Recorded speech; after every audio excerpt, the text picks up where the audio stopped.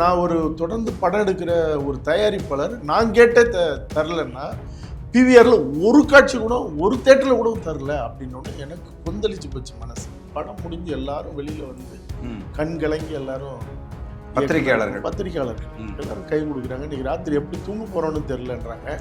அவங்களுக்கு தெரியல இனி இந்த படம் எடுத்தவன் நிம்மதியா தூங்கவே போறது இல்லை அப்படிங்கிறது புரியுது. எல்லாரும் கை கொடுத்துட்டு இருக்காங்க, நானும் கூட நிக்கிறேன். எனக்கு அதை பார்க்க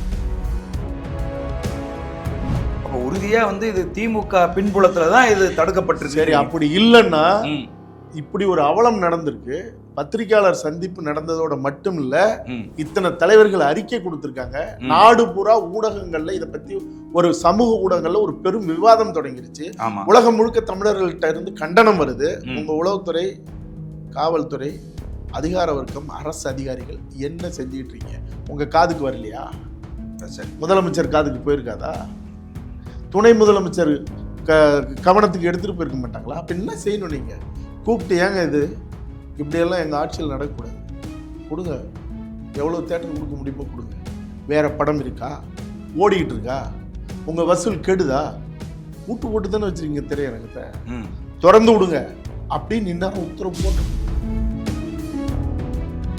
பகைவர்க்கும் அருள்வாய் நன்னெஞ்சேன்னு சொல்ற அவன் எதிரி, தன்னை அழிக்க வந்தவன், அழித்தவன், நாளைக்கும் அழிக்க போறவன் அடியோட அப்படின்னு தெரிஞ்சாலும் கூட அவனை தோல்ல தூக்கி உயிர் உருக ஓடி போய் அவன் உயிரை மறுபடியும் மீட்டெடுக்க ரத்தம் கொடுத்து அவனுக்கு மருத்துவம் பார்க்கிற இந்த வரலாற்று நிகழ்வு, இந்த உண்மை சம்பவம் உலகத்துல எங்க நடந்திருக்கும்?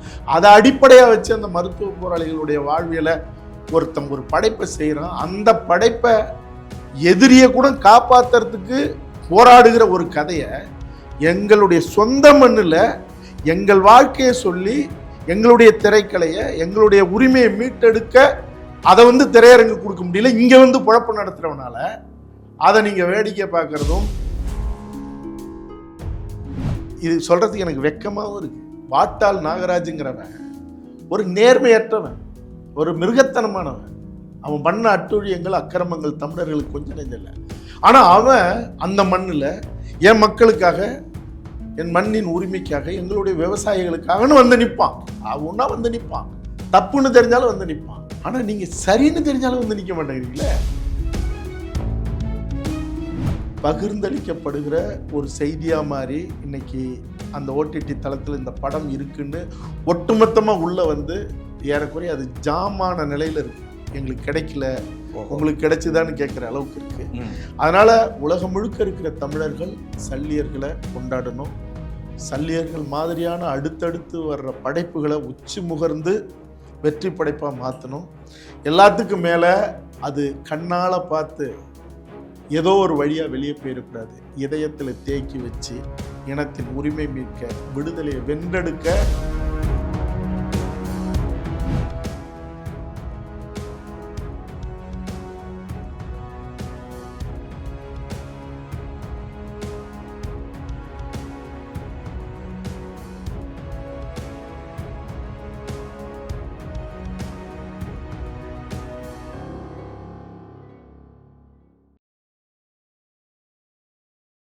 உலகம் முழுவதும் பரவி வாழுகிற தாய் தமிழ் உறவுகள் அனைவருக்கும் வணக்கம். இன்னைக்கு நம்முடைய சோழன் சொல்வீச்சு வலையொலியில் தமிழ் பேரரசு கட்சியினுடைய பொதுச் செயலாளர், திரைப்பட இயக்குனர், மதிப்புக்குரிய தோழர் கௌதமன் அவர்களை சந்தித்து பேச இருக்கிறோம். தோழர் வணக்கம். வணக்கம். இந்த சல்லியர்கள் திரைப்படத்துக்கு பிவிஆர் திரையரங்குகளில் ஒரு காட்சி கூட கொடுக்கல அப்படிங்கிற ஒரு பெரும் குற்றச்சாட்டு எழுந்தது. அது சம்பந்தமான பத்திரிகையாளர் சந்திப்பில் நீங்கள் ஒரு பெரிய கருத்துக்களை எல்லாம் பதிவு செய்திருந்தீங்க. அது குறித்து என்ன சிக்கல்? அது சுரேஷ் காமாட்சி அவர்கள் அந்த படத்தை வந்து வெளியிடுறாங்க. சரியர்களை கருணாஸ் அவர்கள், அவரும் அவருடைய நண்பரும் தயாரிச்சிருக்காங்க. சரி. மேதகு படைப்பு எடுத்த இயக்குனர் கிட்டு அவர் வந்து இயக்கியிருக்காரு. சரி. சரியா சொன்னா நான் ஒரு 1.5 ஆண்டுகளுக்கு முன்னாடியே இந்த படத்தை நான் பார்த்துட்டேன். 1.25 ஆண்டுகளுக்கு முன்னாடியே நான் பார்த்துட்டு உண்மையிலேயே ஒரு சிலிர்ப்பான ஒரு படைப்பு. சரி. ஒரு உண்மை சம்பவத்தை முடிஞ்ச வரைக்கும் நேர்மையோட அந்த படைப்பை அவர் வந்து செஞ்சிருக்காரு. பொருளாதார பிரச்சனை ஒரு பக்கம் இருந்தாலும் கூட ஒரு ஈழத்தினுடைய அந்த வீரம் செறிந்த வரலாற்றினுடைய ஒரு தீத்துளியாக அந்த படைப்பு எனக்கு என் மனசில் அப்படி ஒரு நெகிழ்வை ஏற்படுத்திச்சு, ஒரு தகிப்பை உண்டாக்குச்சு. சரிதான். அப்போ இந்த படைப்பை எப்படி வெளியே கொண்டுட்டு வர்றது அப்படின்னு அவங்க அப்போவே வந்து அதுக்கான ஒரு பெரும் போராட்டத்தில் இருந்த காலகட்டத்தில் இருந்து கருணாஸ் வந்து ஒரு கட்டத்தில் என்கிட்ட பேசினார். சரி. அந்த பாடல் வெளியீட்டு நிகழ்வு அதெல்லாம் கலந்துக்கிட்டதுக்கு அப்புறம் இது வந்து உலகம் முழுக்க எடுத்துகிட்டு போகணும், என்ன செய்யலாம், எல்லா நாடுகளுக்கும் நேரடியாக ஒரு பயணம் போகலாமா, இல்லாட்டினா எல்லாரையும் தொடர்பு எடுக்கலாமா, இப்படி அவர் வந்து பலமுறை அதை பற்றி பேசும்போது அதை பற்றின கலந்த ஆலோசனைகள்லாம் நடந்தது. சரி. அப்போ ஒரு அற்புதமான ஒரு படைப்பை செஞ்சுட்டு இந்த படைப்பை எப்படி எடுத்துட்டு வர்றதுன்னு ஒரு கலைஞன், ஒரு தயாரிப்பாளன், அந்த படைப்பு குழு வந்து தவிச்சதே வந்து என்னால் தாங்கிக்க முடியல. சரி. அப்புறம் ஒரு கட்டத்தில் ஒரு வெளிநாடுகளுக்கு போனார், அங்கெல்லாம் வந்து திரையிட்டு காட்டினார், ஒரு பெரிய நல்ல வரவேற்பு இருந்தது. எனக்கு ஆச்சரியம், அதே நேரத்தில் மனசுக்கு ஒரு மகிழ்ச்சியானது என்னென்னா, அதுக்கு வந்து முதல் முறையாக ஒரு ஈழப்படைப்புக்கு இந்திய தணிக்கை குழு ஒரு சான்றிதழ் கொடுத்ததுங்கிறது. ஓ, சரிதான் சரிதான். இது முன்னாடியே தொடங்கியிருக்கணும். ஏன்னா தமிழ் மண்ணில் தமிழர்களுடைய வாழ்வியலில் நீங்கள் கடல் கடந்து வாழ்ந்தாலும் கூட தன் மொழி பேசுகிற மக்களுடைய ஒரு போராட்டத்தை ஒருத்தன் படைப்பு செய்யும்போது சான்றிதழ் கொடுக்க மாட்டாங்க. இது இவ்வளோ காலம் தவிர்த்ததே வந்து நேர்மையற்றது. சரிதான். அது இந்திய ஒன்றிய அரசு செஞ்ச ஒருபோதும் ஏற்றுக்கொள்ள முடியாத ஒரு நிலை. அப்போ இது கிடைச்சதுன்னொடனே ரொம்ப மகிழ்ச்சியாக இருந்தது. அப்போ இது வெளியிட போகிறோன்னொடனே சரி, நல்ல விஷயம். அதுவும் சுரேஷ் காமாட்சி நண்பர் ஒரு பண்ணுறாருன்னொடனே ரைட்டு ஒன்று பார்த்தா ஒரு தேதி வந்தது, வெளியிட போகிறாங்களாட்டுக்கு. சரி, பிரச்சனை எல்லாம் தீர்ந்து போச்சுன்னு நான் நினச்சிட்டு இருந்தேன். சரி. அப்புறம் திரும்ப ஒரு வெளியிட்டாச்சுன்னு நான் நினச்சிட்டு இருந்தேன். வேறு வேலையில் போயிட்டா மறுபடியும் ஒரு 1.5 மாதம் கழிச்சு இன்று முதல் நாளை முதல்னு ஒன்று வந்தது. சரி. அப்புறம் அதுவும் இதாகி இப்போ சமீபத்தில் ஒரு 4 நாளைக்கு முன்னாடி பார்க்கும்போது நாளை முதல் அப்படின்னு ஒரு என்னடா இது, எத்தனை தடவை கூட ஒரு படத்தை வெளியிடுவாங்க, நடுப்பற ஏதோ வந்துருச்சுன்னு நம்ம நினைச்சோம். சரி, ஏதோ ஒரு வந்திருக்கு, ஏதோ ஒரு கவனத்தை ஈர்த்திருக்கும், ஏன்னா வெளிநாடுகள்லாம் ஒரு போயிட்டு அப்படின்னு நினச்சிட்டு இருந்தப்ப திடீர்னு பார்த்தா எனக்கு ஒரு 8:30 மணி அடுத்த நாள் ரிலீஸு, ஒரு 7:45 8க்கு சுரேஷ் காமாட்சிகிட்ட இருந்து அலைபேசியில் ஒரு அழைப்பு. என்னன்னா, நாளைக்கும் வந்து ரிலீஸ் ஆகலை. ஏங்க நாளைக்கு வரப்போகுதுன்னு பார்த்தோம், வரப்போகுதுன்னு நினச்சி என்னங்க இப்படி இப்போ சொல்கிறீங்க? இல்லை, பத்திரிகையாளர் சந்திப்பு, பத்திரிகையாளர் காட்சி போயிட்டுருக்கு, ஒரு 8:30 மணிக்கு நீங்கள் வர முடியுமாண்ணா அப்படின்னாரு. நான் சொன்னேன், நான் ஏன் என்ன சொல்லுங்கண்ணே. இல்லை, பிவிஆரில் ஒரு தேட்டர் கூட கொடுக்கல, மொத்தம் 27 தேட்டர் தான் தமிழ்நாடு முழுக்க. அதில் வந்து அதுவும் ஒரு காட்சி. ஓஹோ. அப்போ இதை வந்து எப்படி வெளியிடுறது, வெளியிட்டு எப்படி அந்த தயாரிப்பாளருக்கு என்ன, அந்த கலைஞர்களுக்கு என்ன, அவங்களுடைய எதிர்காலம் என்ன? அப்போ நான் ஒரு தொடர்ந்து படம் எடுக்கிற ஒரு தயாரிப்பாளர் நான் கேட்டே தரலன்னா பிவிஆரில் ஒரு காட்சி கூட ஒரு தேட்டரில் கூட தரல அப்படின்னோடனே எனக்கு கொந்தளிச்சு போச்சு மனசு. சரி. நானும் என்னுடைய நண்பரும் வெளியே என்னுடைய மகிழ்ச்சி தயாரிப்பாளர் மணிவண்ணனும் வெளியே போயிட்டு இருந்தோம். அவர்கிட்ட தகவலை சொன்னேன், நாங்கள் போகிற வேலையை நிறுத்திட்டு நீங்கள் அதுக்கு முதல்ல போங்க அப்படின்னாரு. பிரசாத் லேபுக்கு வந்தோம், படம் முடிஞ்சு எல்லாரும் வெளியில் வந்து கண் கலங்கி எல்லாரும் பத்திரிகையாளர்கள் எல்லாரும் கை கொடுக்குறாங்க. இன்னைக்கு ராத்திரி எப்படி தூங்க போகிறோன்னு தெரிலன்றாங்க. அவங்களுக்கு தெரியல இனி இந்த படம் எடுத்தவன் நிம்மதியாக தூங்கவே போகிறது இல்லை அப்படிங்கிறத. புரியுது. எல்லாரும் கை கொடுத்துக்கிட்டு இருக்காங்க, நானும் கூட நிற்கிறேன். எனக்கு அதை பார்க்க இன்னும் சுரேஷ் காமாட்சி அறிவிக்கல நாளைக்கு இல்லைங்கிறது. அப்புறம் பத்திரிகையாளர்கள் எல்லாரும் வந்து நிற்கும்போது அப்புறம் பேச ஆரம்பித்து ஒரு குமுறலோட கொட்டி தீர்க்கிறாரு.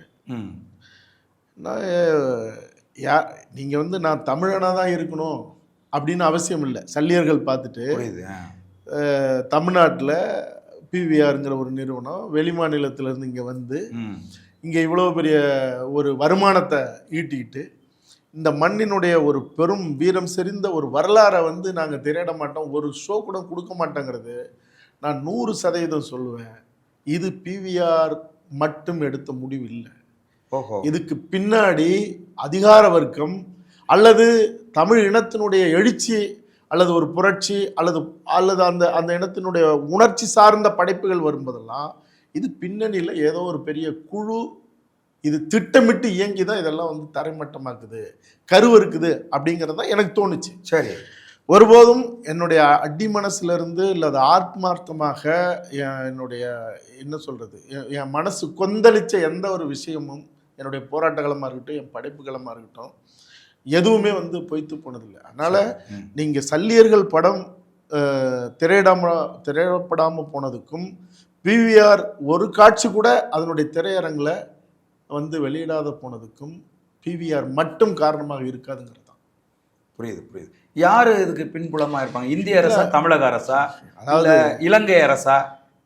இலங்கை அரசெல்லாம் வந்து எங்கேயும் தமிழர்கள் தமிழீழ பிரச்சனையை தலையெடுத்தது ஒரு அடுத்த கட்டத்துக்கு போயிடக்கூடாதுங்கிறதுக்கு அவன் இல்லை, தமிழனை வச்சுக்கிட்டே சிதைக்கிறான் உலகம் முழுக்க சிங்களவன். அது நடந்துகிட்டே இருக்குது. அதுக்கு சோரம் போற ஒரு கூட்டம் அதுக்கான வேலையை செஞ்சுக்கிட்டே இருக்குது, ஏதோ ஒரு வகையில் லாபம் அடைஞ்சு. நான் சொல்றது இங்க தமிழ்நாட்டில் நான் நேரடியாக சொல்றேன், தமிழ்நாட்டை யார் ஆள்றது? திமுக ஆட்சியை செஞ்சுட்டு இருக்கு. ரைட்டு. உங்களுக்கு என்ன திரைப்படத்துறையில் வேலை? நீங்க சினிமா எடுங்க. இல்ல, திரைப்படத்துறையே அவங்க கையில தானே இருக்கு. அதைத்தான் சொல்றேன். அப்ப திரையரங்குகளை உங்க கையில வச்சிருக்கிறதுங்கிறது எந்த வகையில சரி? அப்போ உங்களுக்கு எதிரான படைப்புகள் அல்லது இந்த மண்ணின் உரிமை பேசுகிற படைப்புகள், மொழியினுடைய தமிழ் மொழியினுடைய சிறப்பை பேசுகிற படைப்புகள், தமிழ் இனத்தினுடைய அடுத்த கட்டத்தை இழந்த உரிமைகளை மீட்டெடுக்கிறதுக்காக உணர்வுபூர்வமான வருகிற படைப்புகள்லாம் தடுக்கிறதுக்கு நீங்க யாரு? அப்ப உறுதியா வந்து இது திமுக பின்புலத்துலதான் இது தடுக்கப்பட்டிருக்கு. சரி, அப்படி இல்லைன்னா இப்படி ஒரு அவலம் நடந்திருக்கு. பத்திரிகையாளர் சந்திப்பு நடந்ததோட மட்டும் இல்ல, இத்தனை தலைவர்கள் அறிக்கை கொடுத்திருக்காங்க. நாடு பூரா ஊடகங்கள்ல இதை பத்தி ஒரு சமூக ஊடகங்கள்ல ஒரு பெரும் விவாதம் தொடங்கிருச்சு. உலகம் முழுக்க தமிழர்கள்ட்ட இருந்து கண்டனம் வருது. உங்க உளவுத்துறை, காவல்துறை, அதிகார வர்க்கம், அரசு அதிகாரிகள் என்ன செஞ்சுட்டு இருக்கீங்க? உங்க காதுக்கு வரலையா? சரி, முதலமைச்சர் காதுக்கு போயிருக்காதா? துணை முதலமைச்சர் கவனத்துக்கு எடுத்துட்டு போயிருக்க மாட்டாங்களா? அப்ப என்ன செய்யணும்? நீங்க கூப்பிட்டு, ஏங்க இது இப்படியெல்லாம் எங்கள் ஆட்சியில் நடக்கக்கூடாது, கொடுங்க, எவ்வளோ தேட்டர் கொடுக்க முடியுமோ கொடுங்க, வேறு படம் இருக்கா, ஓடிக்கிட்டு இருக்கா, உங்கள் வசூல் கெடுதா, பூட்டு போட்டு தானே வச்சுருக்கீங்க திரையரங்கத்தை, திறந்து விடுங்க அப்படின்னு இந்நேரம் உத்தரவு போட்டிருக்கணும். அப்போ அவன் யாரோட தைரியத்தில் நான் வந்து ஒரு திரையரங்கு கூட தரமாட்டேன்னு சொல்லியிருக்க முடியும்? சரி, இப்போ நம்மளுக்கு ஆள் இருக்குப்பா, பார்த்துக்கலாம் அப்படிங்கிறது தானே. புரியுது. நான் என்ன சொல்றேன்னா, உங்களுக்கு சம்பந்தமே இல்லைன்னா இப்படி அத்தனை பேரும் கொதிச்சு கொந்தளிச்சு வந்ததுக்கு அப்புறம் நீங்க இதுக்கு ஒரு தீர்வு திட்டத்தை கொடுத்துருக்கணும். அது சரி. அப்ப இதையும் நீங்க செய்யலைன்னா, நீங்க செய்யாம இருக்கிறது எங்களை வீழ்த்தறதுக்கு செய்யற வேலைங்கிற நான் திட்டமிட்ட சதிங்கிறீங்க. அப்புறம் என்ன இதுல என்ன இதுக்கு மேல? அது சரி. இது ஈழத்தமிழர்கள் குறித்த பிரச்சனை அப்படிங்கிறதுனால தமிழக அரசு வந்து அச்சப்படுதா? அது ஒரே ஒரு விஷயம்தாங்க. நீங்க வந்து எந்த இனம் இழந்து நிற்கிற இனம் தன் உரிமை பேசி உணர்வை மிக சரியாக உள்வாங்கி தங்களுடைய இழப்பை மறுபரிசீலனை செஞ்சு அதுக்கான அடுத்த கட்டத்தை முன்னெடுத்தா நம்மளுக்கெல்லாம் பெரிய சிக்கல் வந்து நேர்ந்துருமோன்னு நினைக்கிற அதிகார வர்க்கம் தான் இது தடுக்கும். அதிகார வர்க்கம்ங்கிறது வந்து தனக்கு எதிராக மட்டும் இல்லை, தான் யாரை அடிமைப்படுத்தி வச்சிருக்கிறோமோ அந்த இனம் விழிப்புக்குள்ளாகிறதுக்கு ஒரு கவிதை வந்தாலும் சரி, ஒரு காட்சி வந்தாலும் சரி, புரட்சிகரமான ஒரு சின்ன செயல்பாடாக இருந்தாலும் சரி, அது ஒட்டுமொத்தமாக கருவருக்கும். அது சல்லியர்கள் நடந்திருக்கு. ஓ, சரிதான். இப்போ இங்கே வந்து ஈழத்தமிழர் பிரச்சனை அப்படின்னு சொன்னாவே பல பேர் வந்து உரிமை கொண்டாடுறாங்க. நாங்கள் தலைவர் கூட இருந்திருக்கிறோம், நாங்கள் தான் ஒன்றா படுத்திருந்தோம், நாங்கள் தான் ஒன்றா சாப்பிட்டோம் அப்படிங்கிறது மாதிரியான உரிமைகள்லாம் நிறைய பேர் கொண்டாடுறாங்க. ஆனால் சல்லியர்கள்ங்கிற இந்த ஈழத்தமிழர் சிக்கலை பேசுகிற ஒரு திரைப்படத்துக்கு தமிழ்நாட்டில் திரையரங்குகள் மறுக்கப்படும் போது பல பேர் வந்து காது செவிடா இருக்காங்களே, அதை எப்படி பார்க்குறீங்க? இது எப்படி பார்க்குறது? அவங்க செவிடா இருக்காங்கன்னு தான் பார்க்க முடியும், குருடா இருக்காங்கன்னு தான் நினைக்க முடியும். புரியுது. ஒரே ஒரு விஷயங்க, நான் எப்பவுமே நான் நினைக்கிறது, சில இடங்கள்ல சொல்றது, நான் வந்து அவரை கூட நின்னேன், நான் வந்து போராடினேன், நான் வந்து எல்லா நேரத்துலையும் நீங்க போராடுவீங்களா? அது சரி. எல்லா நேரத்துலையும் உங்களால் உண்மையா இருக்க முடியுமா? இந்த இனத்துக்காக ஏதாவது ஒண்ணுன்னா உங்க உயிரை துச்சமா மதிச்சு நீங்க நின்று அந்த உரிமை காக்க நீங்க போராட்டத்தை நடத்த வேணாம். அதுக்காக வந்து நீங்க நிக்க முடியுமா? அப்படி நின்னா மட்டும்தான் ஒருத்தனுக்கு பேசுறதுக்கு அழகு. நான் சொல்லுவேன் என்னன்னா, தமிழனாக பிறந்தவன், தமிழர் குடியில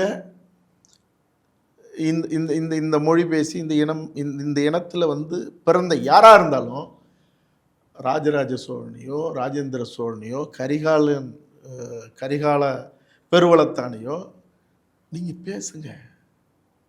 இந்த சாதிக்கு மட்டும் சொந்தக்காரர்கள் இல்லை.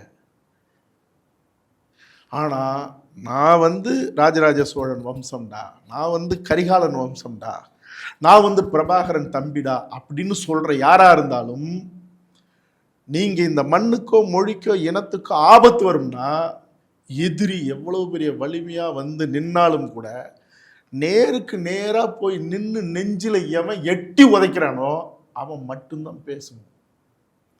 இல்லாட்டினா உனக்கு எதுக்கு வரலாறு? சரி, உனக்கு எதுக்கு பெருமை? சரி, எல்லாரும் பேசுறதுக்கு தகுதியானவர்கள். ஆனா நீ பேசிட்டு போய் படுத்துக்கிட்டேன்னு வச்சுக்கிட்ட, பதுங்கிக்கிட்டேன்னு வச்சுங்க, நீ எதுக்கு பேசணும்? அது சரி. அப்ப நான் வந்து தலைவர் கூட நான் இருந்தேன், தலைவர் கூட நான் சண்டை போட்டேன், தலைவரோட நான் வந்து எனக்கு அவ்வளோ பழக்கம் நெருக்கம்லாம் சொல்லிக்கிட்டு ஒரு சல்லியர்களுக்கு கூட வந்து நின்று போராடாத, உரிமை கேட்காம பேருக்காக பேசுறதும் பேசாமலே போறதும், அல்லது இதனால எனக்கு என்ன அப்படின்னு நிற்கிறதுங்கிறதுலாம் என்ன சொல்றது, ஈனத்தனமான செயல். அதான் சொல்ல முடியும். பிவிஆர் திரையரங்கு இவ்வளவு பெரிய ஒரு இன எதிர்ப்பு செயலை வந்து செஞ்சிருக்கு. அதுக்கு தமிழர்கள் அதற்கு எப்படி எதிர்வினையாற்றணும்னு நினைக்கிறீங்க? எதிர்வினையே ஆற்றலன்னு தான் நான் நினைக்கிறேன். ஒருத்தன் கூர்தீட்டிய கத்திய ஈட்டியை தூக்கி எறிகிறான். சரி, அதுக்கு பதிலாக டேய் நான் யார் தெரியுமா அப்படின்னு பொம்மையால் செஞ்ச, இன்னும் சொல்லப்போனால் காகிதத்தால் செஞ்ச, அது என்ன சொல்கிறது, என்னன்னே சொல்ல முடியாத ஒன்று நான் யார் தெரியுமான்னு தூக்கி அடித்தா எப்படி இருக்குமோ அப்படி தான் நடந்திருக்குங்க. இங்கே நான் வழக்கமான ஆளாக இப்போ இல்லைங்கிறது எனக்கே குற்ற உணர்ச்சியாக இருக்குது. ஒரு கத்திப்பாராவெல்லாம் நின்று ஜல்லிக்கட்டு அவனியாபுரம் வாடிவாசல்லாம் நின்று ஆளா நான் இப்போ இல்லை. குற்ற உணர்ச்சி தான். குற்ற உணர்ச்சி எப்படின்னா, ஒரு ஈனத்தனமான கூட்டம், 1000க்கு 2000க்கு சோரம் போகிற கூட்டம். நீங்கள் நினைவு தெரிஞ்சு இந்த இனத்துக்காக, மொழிக்காக, கல்விக்காக, உரிமைக்காக நின்ன அன்னைய காலகட்டத்தில் இருந்து நீங்கள் என்னை பார்த்துருப்பீங்க. இன்னைய வரைக்கும் நான் இடம் மாறவும் இல்லை, தடமாறவும் இல்லை. ஆனால் நான் பார்த்த கூட்டங்களில் நினச்சி பார்க்க முடியாத சதவீதம் இன்னைக்கு வந்து சோரம் போய் தன்னை அடகு வச்சது மட்டும் இல்லாத இந்த இனத்தையும் அடகு வச்சுட்டு நிற்கிது. அப்போ இதோட நிற்கும்போது மனசு கொந்தளிக்குது, ஒரு கத்திப்பாறை மாதிரி போய் நின்னுன்னு. ஆனால் இந்த கூட்டம் முன்னாடி இருந்த அளவுக்கு கூட இல்லை. இப்போ இந்நேரம் வந்து நீங்கள் வந்து இந்த படம் எப்படியாவது பார்க்கணும், இந்த படத்தை வெற்றியடை செய்யணும் அப்படின்னு சொல்கிறத விடவும், பிவிஆரில் மட்டும் இல்லை, தமிழ்நாட்டில் எண்ணற்ற திரையரங்குகளில் இன்னும் ஒரு 4 நாள் அல்லது 3 நாள் இதுக்குள்ளே திரையரங்கு தர முடியுமா முடியாதா, 3 நாள் கெடுன்னு உடனடியாக எல்லா தலைவர்களும் தமிழ் இனத்தை, தமிழ் மொழியை, தமிழர் உரிமையை பேசி கட்சி ஆரம்பித்த அல்லது இயக்கமாக நிற்கிற தலைவர்கள்லாம் ஒரு இடத்துல ஒரு போர்க்கால அடிப்படையில் ஒன்று சேர்ந்து ஒரு அறிக்கை இல்லை, ஒரு அறிக்கையோ அல்லது ஒரு ஊடக சந்திப்பை நிகழ்த்தியிருந்தா மாற்றம் வந்திருக்குமா? வந்திருக்காதா? நிச்சயமாக வந்திருக்கும். ஏன் அதை செய்யலை?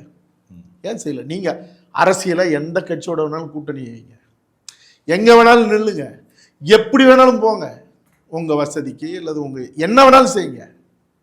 ஒரு இனத்துக்குன்னு ஒன்று முதல் முறையா ஒரு சான்றிதழ் வாங்கப்பட்ட ஒரு அற்புதமான ஒரு படைப்பு, பகைவர்க்கும் இந்திய அரசு அங்கீகரிச்ச படைப்பு, பகைவர்க்கும் அருள்வாய் நன்னெஞ்சேன்னு சொல்ற.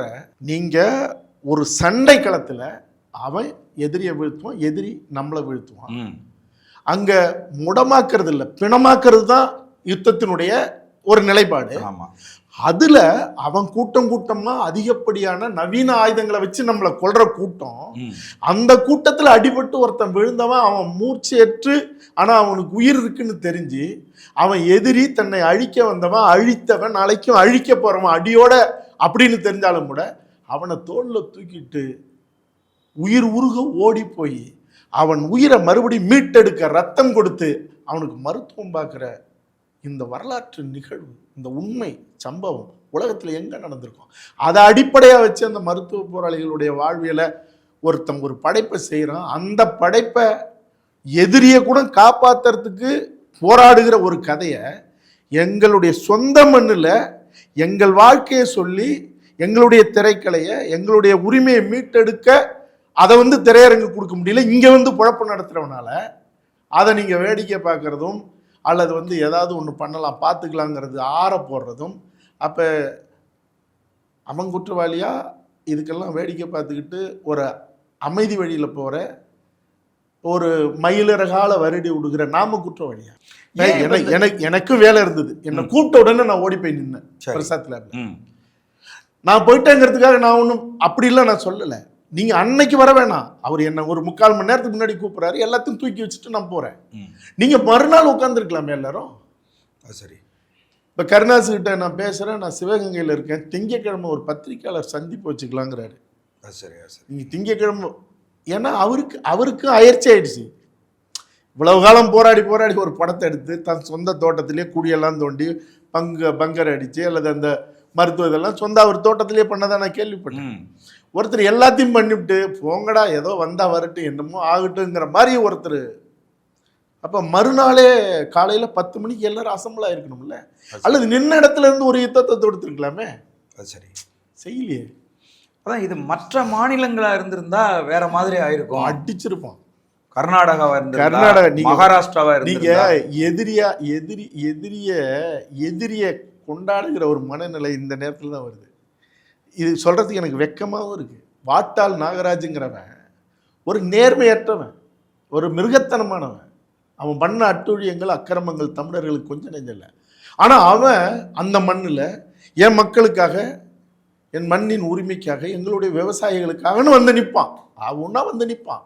தப்புன்னு தெரிஞ்சாலும் நிற்பான். ஆனா நீங்க சரின்னு தெரிஞ்சாலும் நிற்க மாட்டேங்கிறீங்களே. புரியுது. மகாராஷ்டிராவில் பால் தாக்கரே, நீங்க இந்த மராத்தி மொழி படங்களை மகாராஷ்டிராவில் போடுறதே இல்லை. ஹிந்தி படம், தெலுங்கு படம், தமிழ் படம், முக்கியமாக ஹாலிவுட் படங்கள் இது மட்டுமே போட்டுக்கிட்டு இருந்தோம். போய் அடிச்சு எரிச்சு சுக்குநூறாக்குனானு 10-20 தேட்டர். ஆமா, என் படம் நல்லா இருக்கு நல்லா இல்லைங்கிறது இல்லை, என் மண்ணினுடைய என் மொழியினுடைய படைப்பு. நீ 4 படம் போடுறன்னா ஓடுது ஓடல, ஒரு படம் இருக்கணும், ஓடிக்கிட்டே இருக்கணும். அப்படி இல்லைன்னா நீங்க தேட்டர் நடத்தாத அப்படின்னு. அதுக்கப்புறம் அங்க நடந்தது. ஏன் இங்க நடக்கல? நான் அடிக்கணும்னு சொல்ல வரல, எரிக்கணும்னு சொல்ல வரல. ஆனா உரிமையை மீட்கிறதுக்கு நீங்க அந்த உக்கிரமா கூட நீங்க நிப்பீங்கன்னு தெரியலன்னா அவன் உங்க எமோஷன்ல, உங்க உணர்ச்சிகள்ல அவன் காரி துப்பான், முடிஞ்ச மூத்திரவனும் விட்டுட்டு போவான். அதான் இங்க நடந்துகிட்டு இருக்கு. தமிழ்நாட்டில் மகாராஷ்டிராவில் மாதிரி கர்நாடகாவில் மாதிரி ஒரு மிகப்பெரிய எதிர்ப்பு வராது அப்படிங்கிறது பிவிஆர் நிறுவனத்துக்கு, அந்த கார்ப்பரேட் நிறுவனத்துக்கு தெரிஞ்சு தான் இவ்வளோ உறுதியாக மறுக்கிறாங்களா? நீங்கள் ஒரே ஒரு விஷயங்க, பால் தாக்கரே அடிக்கும் போது அந்த அரசாங்கம் சரின்னு நினச்சிது. நீங்கள் அங்கே அடிக்க போறீங்கன்னால அல்லது உங்கள் உரிமையை மீட்கிறதுக்கு நீங்கள் நேரடியாக போய் நின்று நீங்கள் உரிமை குரலை எழுப்ப போறீங்கன்னு தெரிஞ்சாலே 10 வண்டியை வச்சு காவல்துறை உங்களை கைது பண்ணிட்டு போவோம் தமிழ்நாட்டில். ஆமாம், ஏன்னா அவர்கள் தான் அவர்களுக்கு தேர்தல் நிதி தர்றவங்க, அவர்களுக்காக தான் ஆட்சி, கார்ப்பரேட் நிறுவனத்துக்காக. ஆமாம், அப்போ நீங்க அடிமை, நீங்க ஓட்டுக்கு 2000 ரூபாய் பணம் வாங்குறவங்க, உங்களுக்காக அவன் ஏன் பேசணும்? அப்ப நீங்க சோரம் போகிற வரைக்கும், இந்த இனம் கையேந்திர வரைக்கும் அவன் காரி துப்பிட்டு தான் இருப்பான். இப்படி உட்காந்து கொந்தளிச்சு பேசுறதுல ஒரு பிரயோஜனமும் இல்லை. ஆனால் வழக்கமாக இருக்கிற மாதிரிலாம் நான் இப்படியே இருந்துட மாட்டேன். கத்திபாராவுக்கு நடந்த கால்களும் செய்த வேலையை செஞ்ச கைகளும் இப்படியே இருந்துடாது. இந்த பிரச்சனைக்கு திமுக அரசுக்கு நீங்கள் சொல்ல விரும்புகிற செய்தி என்ன? இனிமேலாவது உண்மையாக இருங்க. நீங்கள் தான் இங்கே இந்த இனத்துக்கு பிச்சை போட்டேன்னு சொல்கிறீங்க. இந்த இனத்துக்கு வேட்டி கட்டி விட்டது நாங்கள் தான், படிப்பு சொல்லி கொடுத்தது நாங்கள் தான், மானத்தை கற்றுக் கொடுத்தது நாங்கள் தான் அப்படின்னு நீங்கள் சொல்கிறீங்க. இங்கே அதுக்கு முன்னாடி தாத்தாலாம் இங்கே வாழ்ந்துட்டான். அதுக்கு முன்னாடி 100 வருஷத்துக்கு முன்னாடி இல்லை, 200 வருஷத்துக்கு முன்னாடி இல்லை, 2000 வருஷத்துக்கு முன்னாடியே எங்கள் வள்ளுவன், 8000 10,000 வருஷத்துக்கு முன்னாடியே எங்கள் தொல்காப்பியன், எல்லாத்துக்கும் தாத்தா எங்கள் வள்ளலார். சரி, நீங்கள் சொல்லிக்கிறீங்க எல்லாத்தையும் நாங்கள் தான் கற்றுக் கொடுத்தோம், நாங்கள் தான் உங்களுக்கு பிச்சை போட்டோம்னு. வரலாற்று தமிழினத்தின் இளைய தலைமுறை ஆய்வு செய்ய ஆரம்பிச்சிருச்சு. 50 வருஷமாக நீங்கள் எங்களுக்கு பிச்சை போடலை, நாங்கள் தான் உங்களுக்கு பிச்சை போட்டிருக்கோம்.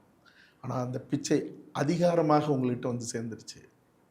அதனால் இனிமேலாவது உண்மையாக இருங்க. இல்லாட்டினா நேர்மையற்றவர்கள் இந்த மண்ணில் இனியும் நிரந்தரமாக அதிகாரத்திலலாம் உட்கார முடியாது. அதுக்கான காலம் தொடங்கிருச்சு, ஜல்லிக்கட்டிலே தொடங்கிருச்சு. நீங்கள் 2500 வருஷத்துக்கு முன்னாடி புதைக்கப்பட்ட எங்களுடைய தமிழர் நாகரிகம் கீழடி வெடித்து வெளியே வந்து இன்னைக்கு எங்களுடைய வரலாறுகளை சொல்லும்போது, ஆவணமாக அதுவே வரும்போது, அதையே நீங்கள் மடைமாற்றீங்க திராவிட நாகரிகம்னு. அதனால் 50 வருஷமாக அடிமைப்படுத்தி இருக்கிற உங்களை 2000 வருஷத்துக்கு முன்னாடியே வெடித்து வெளியே வந்த நிலையை போல இன்னும் 2500 வருஷம்லாம் நாங்கள் காத்துக்கிட்டு இருக்க முடியாது, காத்துக்கிட்டு இருக்கவும் மாட்டோம். அதனால் தெளிவு பெற்ற ஒரு இளைஞர் கூட்டம், ஒரு இளைய தலைமுறை எழுந்திருச்சு. ஆனால் அதை மறுபடியும் ஜல்லிக்கட்டு போல் ஒன்றிணைக்கணும். அதுக்கு எப்படி அவனியாபுரத்தில் போய் நான் நின்னனோ, இது ஒன்றும் உணர்ச்சி வசப்பட்டு சொல்லலை, மறுபடியும் அப்படி ஒரு களத்தை உருவாக்க இயக்க எனக்கு வாய்ப்பு கொடுத்தா, அன்னைக்கு ரத்தம் மட்டும்தான் சிந்தினேன், உயிரே போனாலும் பரவாயில்ல நிற்க வேண்டிய நிலை வந்ததுன்னா அது பெரும் சிக்கலாயிரும். அந்த நிலையெல்லாம் என்னை போன்றவர்கள், அது நான் மட்டும் இல்லை, இந்த சொல்லுங்கிறது அன்னைக்கு கூட நான் சொன்னேன், என் மேலே விழுந்த அடி உலகம் முழுக்க வாழ்கிற தமிழர்களுக்கு விழுந்த அடியாக என்னுடைய தமிழினத்தின் இளைய தலைமுறை எழுந்து நிற்கும்னு தான் அந்த வாசலில் சொல்லிட்டு போனேன். எல்லாரும் நீங்கள் பார்த்துருப்பீங்க ஜல்லிக்கட்டில். திரும்பவும் சொல்கிறேன், என்ன மாதிரி லட்சக்கணக்கில் கோடிக்கணக்கில் இதே தகிப்போட நின்றுக்கிட்டு இருக்கான். அது மறுபடியும் ஒரு புள்ளியில் இணைஞ்சிராமல் பார்த்துக்க நீங்கள் முன்னாடி சொன்னது போல் உண்மையாக இனியாவது உண்மையாக இருங்கிறது தான்.